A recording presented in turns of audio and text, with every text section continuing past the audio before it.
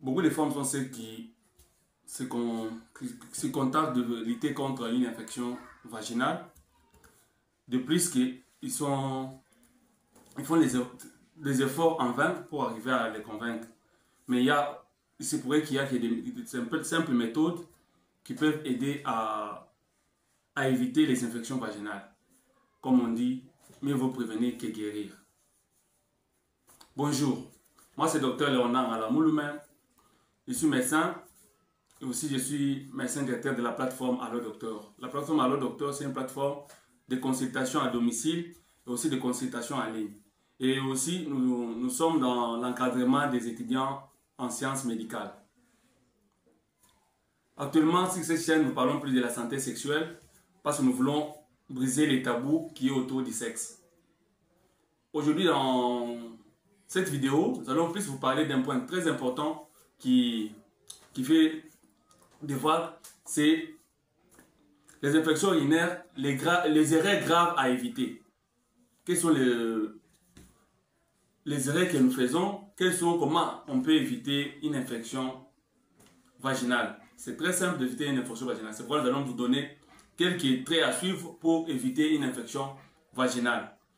Dans ce vidéo, nous avons 8 possibilités que nous allons vous montrer. Restez jusqu'à la fin de la vidéo parce que la 8e possibilité, c'est plus la meilleure pour vous aider à éviter une infection vaginale. Comment prévenir les infections urinaires? 1.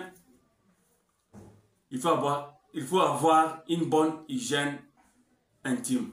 Il faut avoir une bonne hygiène intime. Je pense pour ceux qui viennent de nous contacter sur cette vidéo, il y a déjà une autre vidéo où on a parlé sur l'hygiène intime. Allez-y voir cette vidéo, on parle en plus en profondeur. Ici, on va juste vous aider comment vous prévenir d'une infection vaginale. L'hygiène intime, dans l'hygiène intime, ce qu'on remarque plus, c'est commencer par nettoyer la partie externe de votre organe, qu'on appelle vulve. C'est là que vous allez plus nettoyer, frotter les savons avec vos mains propres et aussi rincer avec beaucoup d'eau. Il faut avoir une serviette propre et personnelle que vous allez sécher ces parties-là pour éviter qu'il n'y ait pas d'humidité qui vont provoquer une infection. Comme nous l'avons dit, il ne faut pas utiliser pendant les toilettes intimes les produits antiseptiques. Ces produits-là vont fragiliser la flore vaginale et vous exposer à faire des infections. Ça, c'est le premier pas que nous devons faire. Deuxième cas, c'est quand vous allez aux toilettes, quand vous faites vos petits besoins, quand vous faites quoi que ce soit, même quand vous vous lavez, il faut toujours s'essuyer de l'avant en arrière. De l'avant en arrière, cela veut dire vous commencez par la vulve, vous allez terminer par l'anis.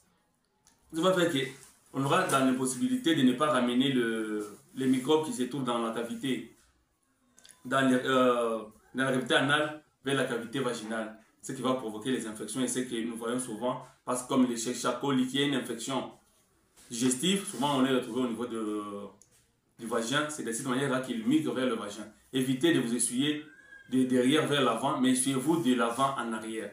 Troisième principe à suivre, évitez les douches vaginales. Il y a beaucoup de produits qui sont sur le marché, on vous dit il faut vous mettre au-dessus de la vapeur, il faut être dans une douche qui va prendre beaucoup de temps pour laver le vagin. Non. Comme nous l'avons dit, ça déséquilibre toujours la flore vaginale et le pH du vagin et ça vous expose aux infections. Comme nous avons dit dans d'autres vidéos, on nous a dit le vagin a la possibilité de auto-nettoyage. Donc il se nettoie de soi, il n'y a pas question d'intervenir là-bas pour qu'il soit propre. Lui-même sait comment s'organiser pour qu'il reste propre. C'est comme ça que Dieu l'a créé. Quatrième principe, il faut savoir, quand vous êtes pendant vos périodes de menstrues, il faut changer régulièrement les tampons ou les serviettes hygiéniques. Pourquoi? Parce que quand vous faites déjà avec un tampon plus de 6 heures, vous êtes exposé à faire une infection parce que le sang, c'est un millier de cultures de microbes. Donc, quand vous faites déjà 6 heures, il faut vous chercher à vous changer et changer vos tampons, changer vos serviettes pour éviter de ne pas de ne pas être infecté par votre propre sang. Donc, pendant vos règles, vous devez changer vos tampons. Et aussi, avant de porter un autre tampon, commencez par rincer votre vulve. Comme ça, il n'y a pas de résidus du sang qui vont rester et vous serez tout propre. Cinquième principe, c'est, souvent aussi ça on le dit, mais les gens croient que c'est seulement pour les mariés. Non. On vous dit, c'est dormir. Souvent, il y a des moments où vous dormez sans sous-vêtements. Cela va vous permettre de laisser le vagin, de laisser le vulve aussi respirer, avoir la respiration naturelle. Quand vous faites ça aussi, il faut porter si vous portez des sous-vêtements, les sous-vêtements en coton sont plus privilégiés parce que le coton a la possibilité d'absorption. Quand vous avez un sous-vêtement là, il faut les laver, comme vous avez utilisé, il faut les laver, les disposer au soleil et les repasser avant de les porter. Évitez de porter les collants, les pantalons qui serrent, ça empêche aussi la vulve, ça empêche aussi le vagin de respirer. Et aussi quand vous êtes à la plage, quand vous êtes dans une piscine, quand vous terminez de vous laver, il ne faut pas rester avec un maillot mouillé longtemps. Non, échangez-vous, portez des habits secs pour éviter qu'il n'y ait pas des infections qui vont s'installer. Sixième principe, quand vous êtes sexuellement actif, si vous êtes dans la vie sexuelle, vous êtes sexuellement actif, il faut faire des rapports sexuels protégés. Parce que on sait que les infections vaginales, à un grand pourcentage, viennent des rapports sexuels non protégés. Donc commencez par vous protéger, utiliser un préservatif. C'est le moyen le plus simple et que chacun peut se procurer pour vous protéger contre les infections sexuellement transmissibles. Aussi, le plus mauvais de tous, c'est le VIH qui va vous mettre mal à l'aise.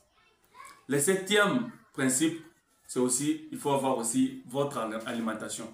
Il faut voir votre alimentation parce que l'alimentation joue aussi un grand rôle dans l'organisme et aussi un grand rôle au niveau du vagin pour stabiliser l'équilibre de la flore vaginale et le pH du vagin. C'est pourquoi il est recommandé de plus manger une alimentation équilibrée qui est faible en gras. C'est ce qui va favoriser l'équilibre au niveau vaginal et aussi ça va stimuler l'immunité. L'immunité, c'est la capacité de l'organisme à se défendre contre les microbes. Quels sont ces éléments que vous pouvez manger plus pour avoir de l'immunité et avoir un équilibre au niveau de votre vagin? Le premier élément, il faut manger les aliments riches en vitamine A et les bêta-carotènes. Les éléments riches en vitamine A et les bêta-carotènes, comme les abats des animaux, le foie, les intestins, l'estomac, tout ce que vous mangez qui vient de l'intérieur des animaux, ça a la possibilité d'avoir des vitamines A et les bêta-carotènes. Il faut aussi manger les patates douces, il faut manger la carotte et aussi les épinards. Donc ces aliments-là vont vous favoriser d'avoir un bon équilibre au niveau de votre vagin et stimuler aussi l'immunité. Le deuxième élément, il faut manger des aliments riches en vitamine C. Nous savons que la vitamine C, c'est un antioxydant dans l'organisme. Souvent, de ces aliments-là que vous devez prendre les poivrons verts rouges, les citrons, les goyaves, les agrumes et les autres aliments qui vous apportent le vitamine C.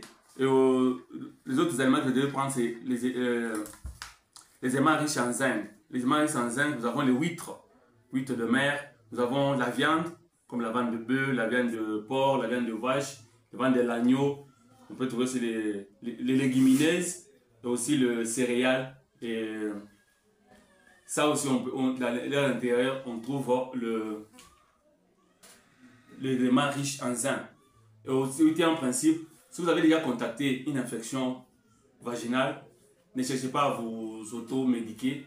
Il faut aller vous faire consulter. Et si vous voulez être consulté par un de nos médecins, vous avez notre numéro qui est en bio et qui passe aussi sur cette vidéo.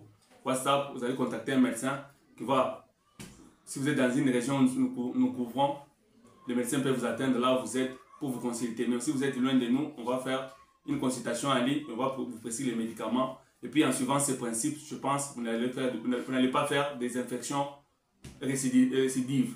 Merci et aimez notre vidéo, abonnez-vous sur notre chaîne.